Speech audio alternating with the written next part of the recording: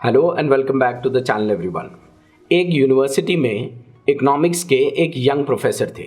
हमेशा की तरह वो एग्ज़ाम का पेपर आउट ऑफ 100 निकालते। स्टूडेंट्स एग्जामिनेशन के बाद 72% का एवरेज ग्रेड लाते, जो कि यूजुअल से थोड़ा कम था। स्टूडेंट्स इसको लेकर बहुत नाराज़ थे एंड प्रोफेसर की शिकायत करते कि एग्ज़ाम बहुत हार्ड है। स्टूडेंट्स की कंप्लेन की वजह से प्रोफेसर को अपनी जॉब खतरे में रखने लगी, लेकिन साथ ही साथ वो स्टूडेंट्स को किसी फॉल्स डिल्यूजन में नहीं रखना चाहते थे। उन्होंने एक बहुत ही शानदार तरीका ढूंढ निकाला। उन्होंने अगले एग्ज़ाम को आउट ऑफ 100 की बजाय आउट ऑफ 137 रखा। अब 137 ही क्यों? Why this odd number? तो ये उन्होंने इसलिए किया ताकि एवरेज ग्रेड 90 आए। ये चेंज का ड्रामेटिक इफेक्ट हुआ। स्टूडेंट्स के 90 ग्रेड आने लगे और उनकी कंप्लेंट्स बंद हो गई। और तो और students are happy with their grades. अब अगर हम इस एवरेज 90 फ्रॉम 137 को आउट ऑफ 100 में कन्वर्ट करें तो ग्रेड्स वही पुराने 70 होते हैं। ये थे प्रोफेसर रिचर्ड थैलर, और इस एक्सपेरिमेंट ने दुनिया को एक बहुत बड़ी इकोनॉमिक थ्योरी दी और कॉन्सेप्ट दिया, that is of behaviour economics. और इसके पीछे एक सिंपल रूल है, the fact that you could make smart people a lot happier by changing the total marking score. उनका ग्रेड तो वही रहेगा ultimately. It went against the orthodox economics, जो ह्यूमंस को रैशनल मानती थी। थैलर कहते हैं कि it was not that people were stupid but simply they are humans. Thaler का मानना था कि इकोनॉमिक्स इसी रैशनल ह्यूमन को देखकर बनाई गई है, विच इज टोटली फ्लॉड। एक रैशनल ह्यूमन बीइंग सिर्फ फिक्शन में हो सकता है, जिसको वो कहते हैं homo economicus. Humans were irrational. Thaler की इसी observation of human irrationality exposed the rigid theory blindness of modern economics. अब एग्जाम्पल 2007-8 के फाइनेंशियल क्राइसिस ही की ले लीजिए। Hardly any economist saw it coming and their model told them that it couldn't happen। लेकिन जो हुआ वो सारी दुनिया के सामने है।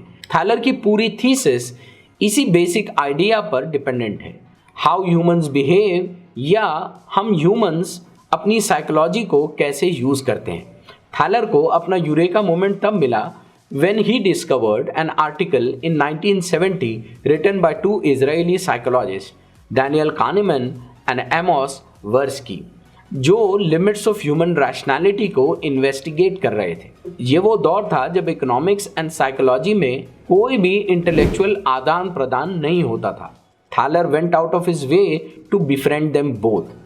कानेमैन, the famous author of Thinking Fast and Slow, आज वो दुनिया के ग्रेटेस्ट लिविंग साइकोलॉजिस्ट माने जाते हैं। और थैलर, जिन्होंने इन इनपुट्स को ऑब्जर्व किया और इकोनॉमिक्स पर अप्लाई किया, वो बिहेवियर इकोनॉमिक्स के बेताज बादशाह बन गए।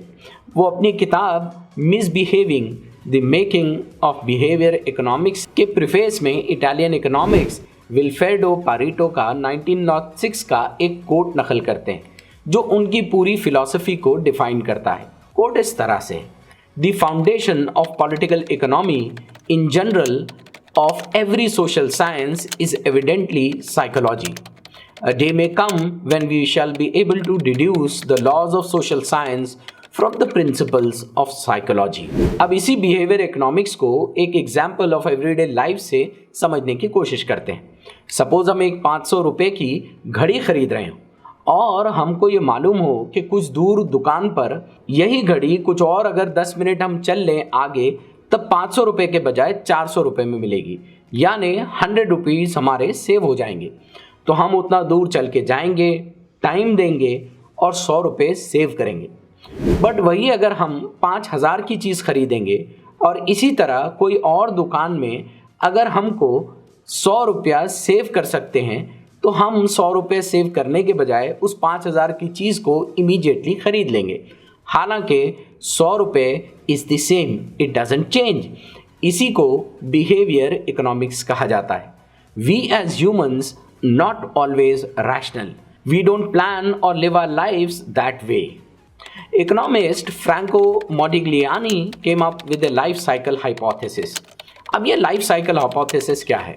इसका मतलब ये था कि लोग अपनी लाइफ में कितना अर्न करेंगे इसको कैलकुलेट करते हैं और बाद में बैकवर्ड आकर उसी के हिसाब से लाइफ के हर फेज में स्पेंडिंग करते हैं।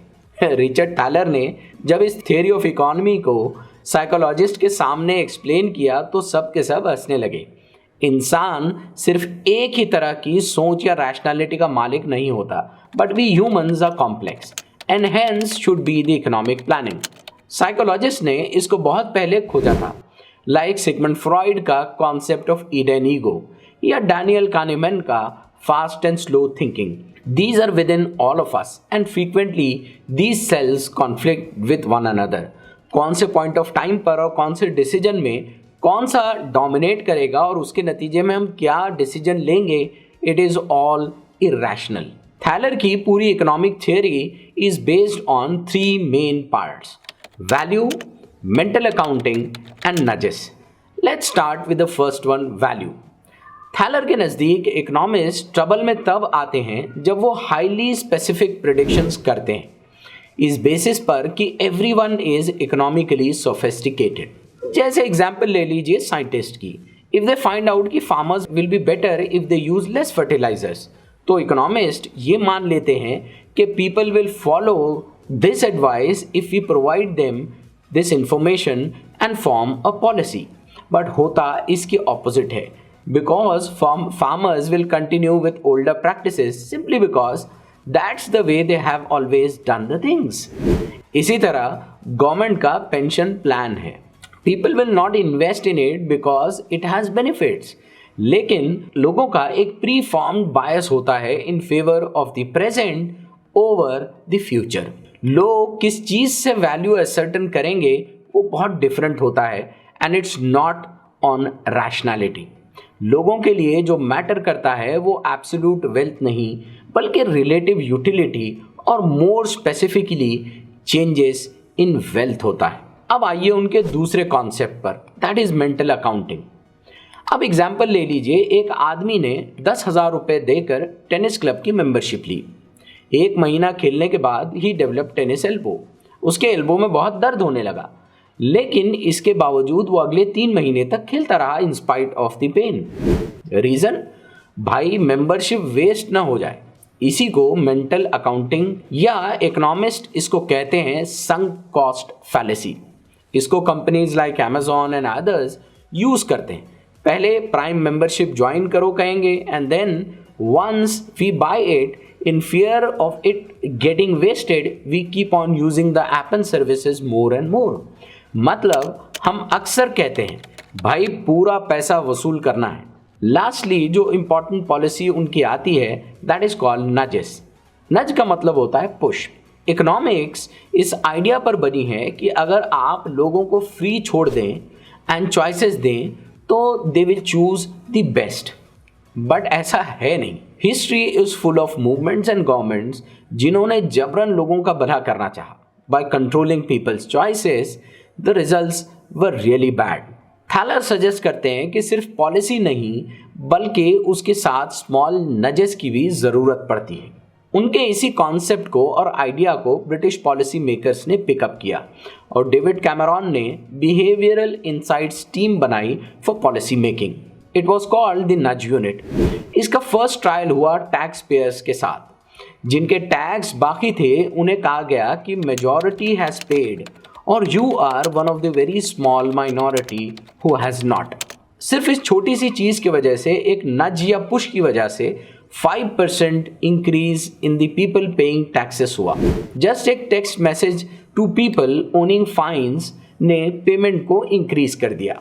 ड्राइविंग लाइसेंस के फॉर्म पर एक एंट्री ऑफ ऑर्गन डोनेशंस ने organs for life saving transplant को इंक्रीज कर दिया। ब्रिटेन के सक्सेसफुल एग्जाम्पल को देखते हुए 130 कंट्रीज ने बिहेवियर यूनिट्स ऑफ इकोनॉमी और नज यूनिट्स को कायम किया है।